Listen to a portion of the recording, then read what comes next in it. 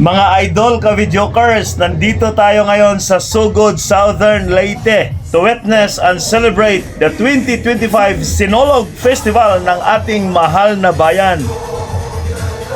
Ngayon po ay ma-experience po natin ang isa sa mga highlights ng festival, ang Fluvial Parade. Grabe, I can already feel the energy, excitement, and devotion ng mga tao dito. Kaya samahan niyo ako as we explore, enjoy, and feel the Sinolog spirit. Tara na!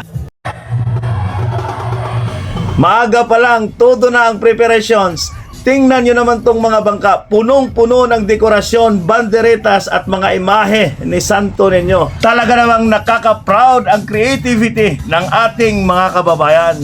O ayan na, at magsisimula na ang Fluvial Parade. Ang saya-saya ng vibes dito. Naririnig nyo na ba ang traditional Sinolog beat?